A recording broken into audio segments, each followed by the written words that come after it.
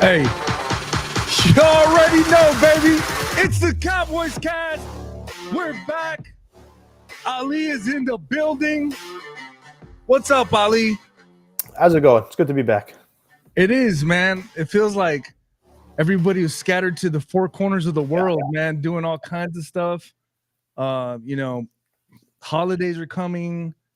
Everybody's shopping, doing their thing, but we're back, and Cowboys on a winning streak. I mean, do you call it? I mean, yeah, it's two in a row, right? You do?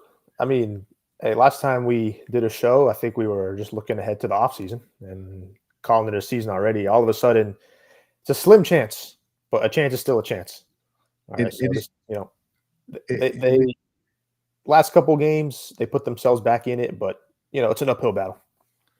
It is, man. I'll give credit when credit is due, but the teams were okay. Well, I mean, Washington was pretty good. Yeah, and there's a viral video going around of maybe it was 2 weeks before the game or something. The fans were chanting, "We want Dallas." Yeah. And they got Dallas all right. They got Dallas all right. Yeah.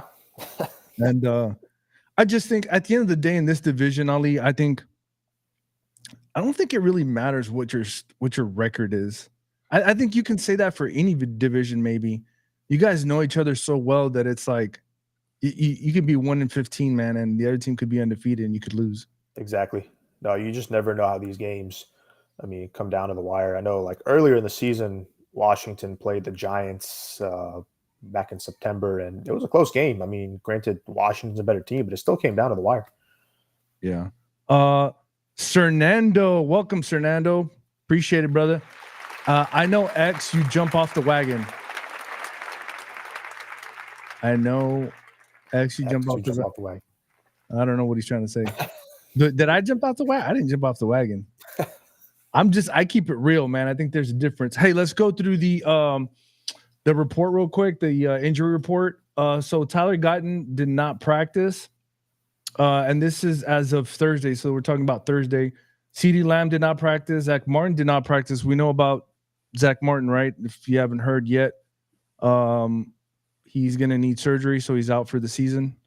So what is that? And I'll get to that in a little bit. Wanya Thomas did not practice. Nick Vigil did not practice. Brandon Cooks, Trayvon Diggs, Malik Hooker, Eric Kendricks, Jordan Lewis, and DeMar Overshown had limited practice. And then Deron Bland, Jake Ferguson, Marshawn Neiland, Osa, Cooper Rush, and Tyler Smith all had a full practice. So that is the injury report for Thursday. But going back to Zach Martin, is that the end of Zach Martin, Ali? Do you think? Time will tell. I read earlier today from ESPN's Todd Archer, the way they restructured his contract, he could be back for 2025, but that's if they choose to pick up for 25, which I believe he mentioned that he would be guaranteed $40 million if he was to be brought back for next season. Look, he's had a Hall of Fame career. He's a first ballot Hall of Famer. He's one of the great Cowboys to ever put on the uniform. But you have to wonder, based on how this season has gone, really, it has not been his best season, in his entire career, and at some point, sometimes good things, do come to an end, sooner than you want him to. I feel like at his age, he could still go a couple more years, but with the injuries, piling up on him over the last 2 seasons, actually, really, and then now to have the ankle-ending, season-ending surgery on the ankle, it's going to be tough, but I like the way Brock Hoffman and TJ Bass have stepped up when called upon. And sometimes when you see younger, healthier options, we know what that kind of signals towards on what the team wants to do. But I think it's just one of those moves where time will tell. We'll see, man, right? So now it says X started talking about the offseason saying our season was over. X, as it means like the Cowboys X? I'm thinking X as in my Twitter handle, X. Oh, you're talking about you, Ali? Possibly. Yeah. Because I mentioned last time we did a show, our season looked like it was over. Oh, yeah. Here we are now, they're 5-7. Again, slim chance, but it's still going to be an uphill battle. Yeah. And I don't think this Monday night's game is going to be an easy one either. No, it's not. Martin Chanel says Martin going to see how his health is. Yeah, I think about Martin like you said it all. I'm not going to beat a dead horse, but I will say this. I think when it comes to Martin, I think he was just playing hurt, man. Yeah, I think he was he's playing losing. hurt, and eventually they kind of gave out on him. That's why he wasn't having a stellar season. But I do believe in Hoffman. I think he plays it with a little bit of nastiness to him. I think Brian Baldinger did a piece on him. Yeah, film breakdown. Yeah, and it's pretty good, man. I like those nasty guards and being, aggressive and nasty. So we'll see what happens. And like you said earlier before we got on the show, TJ Bass played really good too. So we will see. I'm sure that the combination of if Tyler Guyton still continues his struggles, which he has been struggling. I think maybe it's just a mental thing because physically, I think it's all there, Ali. I think it's more of a mental No thing. question. And you slide TJ Bass to guard and Tyler Smith to left tackle, and you're fine. But your take on Tyler Guyton, if you can, like I know they're taking him off and on the field because of mistakes. What's your take on that? Yeah, I mean, I think you have to let him, be out there, and the only way to develop him is to let him, get out there and make those mistakes. And I get it, like you're going from being a college left tackle to an NFL left tackle. It's definitely one of the hardest transitions to make. If I am front office, if I'm the coaching staff, I'm not against, the move of Tyler Smith kicking back out, there to left tackle. You've got Hoffman and Bass at the guard positions. And then I understand right now you're going with Terrence Steele at right tackle, but for future purposes, what if the Cowboys wanted to part with Steele and they see Guyton, obviously a cheaper option as well, too, on a rookie contract playing at right tackle. I think you experiment with that line because you know what you have with Tyler Smith at tackle and guard. You're still trying to figure out that fit for Guyton. And so I think that's a move they should look more into. Yeah, I agree with you. I think a lot of people that I've talked to through the Cowboys Nation, a lot of them do see Tyler Guyton as a right tackle. Yeah. So we'll see, man. Let's see any other comments. Nope. All right, let's get into these Bengals. Right, Monday Night Football spotlight. It's in Dallas Stadium, AT&T. When you look, at this game, and we're looking at the Cincinnati Bengals. Man. Yeah. It's almost as if they're not having Cowboy struggles, but it seems like the majority of the teams there. I think they lost Jesse Bates. They lost T. Higgins. Higgins is still there. They lost Mixon, who's now in Houston. They did lose a couple of people, but man, for you to fall off the cliff that far down, and still have the talent that you do have. What do you think it is? Is it the defense? Yeah, no, it definitely is because when you look at the offensive side, Joe Burrow leads the NFL in touchdown passes, passing yards, completions.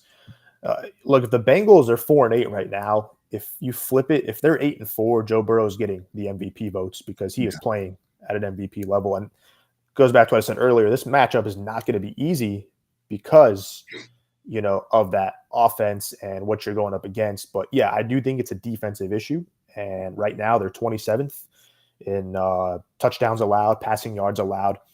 And so, yeah, when you're losing games and you're scoring 30, 40 points, the issue is going to come on the other side of the Steelers this past Sunday. How many teams can score 38 points, but yet they still lose, That's crazy. So there's an issue there. And it really is disappointing because, again, Joe Burrow's having a breakout season. Jamar Chase is leading the NFL in receiving yards and touchdowns, and he's having a great season too. So it really is disappointing on their end. As you said earlier, maybe not Cowboy-like disappointing because I get the spotlight always goes on Dallas, but it's still definitely a season that you feel like you're throwing away because of your franchise players are performing at a high level. Yep. Stephen White says, hi, y'all. He says, Q, Wahhabi, nothing much, man. Just trying to break down this game and see what we think is going to happen, I hope. Kind of figuring out what these Bengals are about, even though it seems like they're having a bad season. I mean, as a coach, I can only understand. Well, I can't understand what he's going through because you're scoring all these points and you're just not coming away with W's. So, like Ali said, But yeah, like you said, I think it's a defensive thing and they got to figure that thing out because if they can score 38, 44, 40 points and hold that team to less than that, I mean, you're talking about wins and it's a reverse season for them.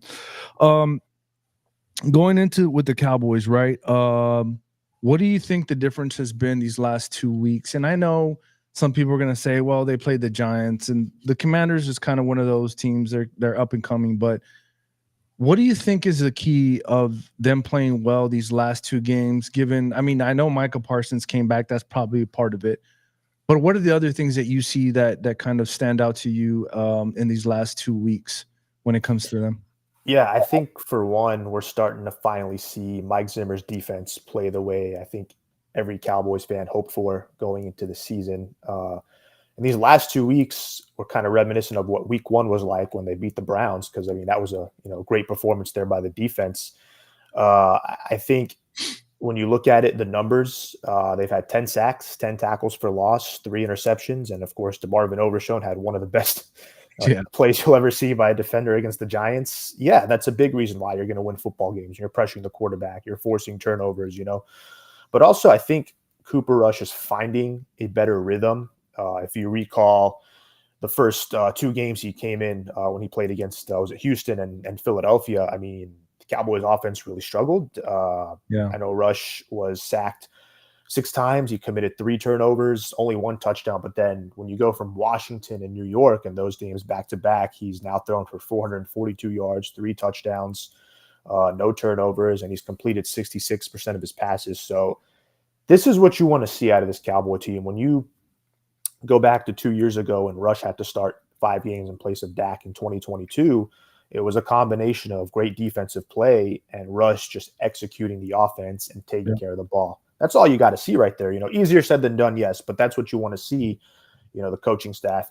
If that's the case on Monday, I think they would have a good chance at winning this game as well. But I think those have been the biggest reasons why they've gone on back-to-back wins. So we got some comments here. Says Stephen White says boys win by a butters kick 24/7. Man, he's already predicting it. Stephen White says we're getting the band back together. We got this. That is true. That it is coming together. Yeah, Like I said on the report, Brandon Cooks did have a limited practice, but that's better than what we've heard in the past. Deron Bland is a full practice, and then Diggs was limited as well. But we'll see what happens. Right, there's still a couple of days left. Maybe they're all back together. Um, he also says, hold on, man, the comments are coming in. Hold on, we're getting it banned. Okay, he says the streak. We're getting the band back together. Stephen Wiles says Rush stays cool. Now he's getting settled. That is true. He does look a little bit more settled, like Ali did absolutely. say. Stephen White says just get the ball to the playmakers. That is true. Fernando says with Parsons coming back, Overshown can just run blitz. We had CBS that can cover cornerbacks. I'm sorry, that can cover since last season, and we're getting more. We're getting home at the quarterback. Yeah, I mean that's basically what it comes down to, right? We're getting a lot of people back. I know they did work out. Is it Xavier Rhodes? Correct. No, excuse. Former Dolphins, Xavier Howard. Howard, Yeah, Xavier Howard. Yeah, so that's I'm sure that's for emergency reasons, right? Um, NRS. Okay. So okay. Let's see, man. Cowboys are even though they played the last two games very well, right? The Bengals score a lot of points. Now, what do you see as far as the defense? Let's just play devil's advocate and say Diggs and Bland play. How do you see them covering those wide receivers along with Jamar Chase? He's having a crazy season. yeah, absolutely. And I mean, you got to really put the attention, I think, more on Chase. Obviously, the Bengals, they are a big play threat. I think they are really going to test Dallas's corners by trying to stretch the field. So I think you really have to see these guys try and limit those big plays and be disciplined as well and not commit any big penalties downfield as well. I know penalties have been an issue, really for Yeah. the Cowboys this season again under Mike McCarthy. So yeah, it's just the emphasis on, hey, we got to rely on the corners to take on, those receivers downfield and limit, any type of 20, 25, 30 yard plus plays going downfield that can really set up the Bengals and in striking distance. That's the emphasis I think the coaching staff is going to have with their two corners, or really with the defensive backfield in general, and especially considering that it is a secondary that is still kind of recovering from those injuries. Yeah, it is, man. Stephen White says defense can frenzy off each other now. We have dudes on our team. Yeah, I think he's talking about the pass rush. I think they are kind of feeding off of each other. He says Jaws. Yeah. No, it is true. They are feeding off of each other. They're playing very well. Overshown, man. I'll tell you what. He is unbelievable, Ali. I'm pretty sure, and I think I talked to Jerry about this. Why did he fall? He said he had some injury problems in college. But man, when you put on the film, and I saw him in college, it's just not. It's undeniable, man. And then you think, well, it's the NFL. Not a lot of these guys can transition from that college to the NFL and keep up with the same momentum that they did in college. But man, this guy has overdone himself, man. Real quick about Overshown, if you have anything. Yeah, no, and I think it's even more impressive when you think he's coming off that torn ACL and he's still, he's playing at a high level this season. That's the thing I respect the Cowboys front office for those moves. Like when they took Jalen Smith, back in 17, he was projected, one of the top picks of the draft. That torn knee threw him all the way back. Yep. And you wonder if he was ever going to play again. They took him in the second round. He gave them a couple of Pro Bowl seasons, here in Dallas. So I think you're seeing that with Overshown too, a guy that, slipped because of injuries and even tore his knee his rookie year.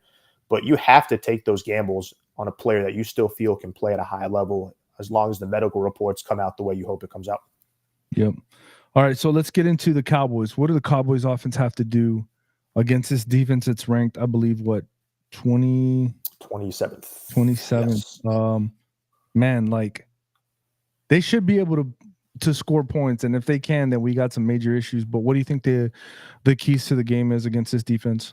Yeah, I would love to see, and we finally can say it, a 100-yard rusher for the first time since 2022. I would love to see back-to-back 100-yard rushing performances. Get Rico Dowdle the football. I mean, he's got the hot hand coming to this game. The Bengals' run defense has allowed 127 yards per game.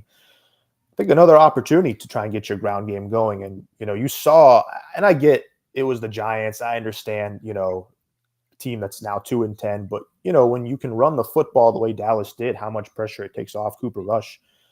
And so I think that's one thing you want to see out of the offense. Another thing I think that Cowboys fans really want to see, especially this Monday night being a home game, is you want to see another big touchdown from Kevontae Turpin. You really want to see him get more involvement, get him the football on offense. He is not just a guy you brought in to return kicks. Initially he was, but now you're starting to see he can be that home run hit as well for your offense. So get him the football. And then, yes, I think you want to see CeeDee Lamb finally get in the end zone. He has not found the end zone since the 49ers game, and you want to see him get involved as well. He's getting the targets, and that's great. But you want to see him, of course, turn those targets, those receptions into points as well. So I think, yes, just getting those playmakers involved and being able to pick up where you were in the ground game last Thursday going into this Monday night. And I think it's another good opportunity against a defense that's allowed a lot of yards and points. I just hope Mike McCarthy doesn't run a jet sweep at a critical time. And you're laughing because you know what I'm talking about. Yeah, I know. I don't know he needs to throw that play out, man. Yeah, I know. It hasn't been the best. But okay, so running game, back-to-back 100 yards. Man, that would be nice to see for sure. Stephen White says pressure on Burrows, and we need to control the ball run game. Yep. That's going to be timely, man. I think we have to get him off the rhythm. Exactly. Once that guy gets going, man, it's hard to stop him. Yeah. So, I believe getting him off his footing or whatever the case may be, I think we should be fine. Are you going to be on Sunday? Sunday, yes. I will be ready to do another show. I just wanted to make sure, because if you weren't, I was going to get your prediction, but I'll wait till Sunday. Hey man, any last words, Ali, on those Cowboys and Cincinnati Bengals? Actually, you know what? I do got one question before we do get off. What do you think the chances of these Cowboys, this team right now, running the table? Man, that's a good one. I mean, the schedule coming up for the next couple of games is favorable. Again, I think if you get past this Bengals game, you got the Panthers. I think that's a game Dallas again, respect your opponent. I don't want to sit here and they're gonna Yeah. wipe the floor with Carolina. No, I mean, but I think that's one they should definitely get. Then you have Tampa Bay, who I know is in a battle for the division with the way the South is going. I think the tough part is when you have to run in Philadelphia Yep. and you're going to Philly and you got to face Saquon Barkley, who's my pick right now for league MVP. And then you have Washington to close out the season. I think Washington's going to come in, very, very angry with how that game went a couple of weeks ago as well. So, I mean, I like their chances over these next couple of games, especially if they get past Cincinnati. Again, they take down Carolina. I like them at home against Tampa Bay, especially if they get healthy and get all the pieces back. We haven't even mentioned DeMarcus Lawrence yet. They haven't opened his practice window yet. You're hoping that Yeah. opens up soon. So, yeah, if they get healthy, I like their chances, but it's that Philly game. And unfortunately for Dallas, you're kind of in a position where one loss can really just, kind of end it all for you. And the way the NFC North is going, you've got two teams, Green Bay and Minnesota, that are currently occupying those wild card spots. So it makes it even harder. So it's a dogfight for that number 7 spot right now. So I said I had one more question for you. I lied. Yeah. I got one more, and this is a very important question, and I'm sure a lot of fans are gonna be think some type of way, and in your eyes, right? Not just your opinion, not your sole opinion, but if you're Jerry Jones and you're thinking like Jerry Jones, and you're like, what would Jerry Jones do if they run the table and they make it in the playoffs? Regardless of what happens in the playoffs, they could lose in the first round, second round, it doesn't matter. As long as they run the table and go to the playoffs, does Jerry Jones bring Mike McCarthy back? That's a good one. I think he definitely has it in his mind that, hey, look what Coach McCarthy did with the injuries and where we were at the start, where we are now. But I think it's going to take an NFC Championship appearance for Jerry Jones to convince, all right, I can extend McCarthy for another year. I don't think Jerry is trying to go through another one and done type situation in the playoffs. Yeah. It's kind of similar to 2019 with Jason Garrett. They were kind of going back and forth, win-loss, win-loss, and they finished 8-8 that year. Had the Cowboys made the playoffs that season, I think same thing. It would have taken an NFC Championship game to at least allow Garrett to stay another year. I think that's the case this season. I feel like this is the only team you can talk about this with is the Cowboys. Like they go on these, back-to-back wins, this little run, and all of a sudden now here comes is McCarthy's job saving. Any other team, I feel like, no, you're not talking about it. Yeah. But I feel like because it's the Cowboys, you're going to get those types of questions. But no, I think it takes a really deep playoff run should they actually, go on that run and make the postseason in order to save McCarthy's job. All right. Stephen White says 2 TDs from Rush, 1 TD from Hunter, and 2 field goals from Butters. Boys 27-24. Tank reinforcements. Yep. He's talking about Lawrence. Stephen White says sweep the East. Stephen White says he deserves it. Okay. Stephen White says, but 10-7 with all the injuries would be a fantastic job. It would be.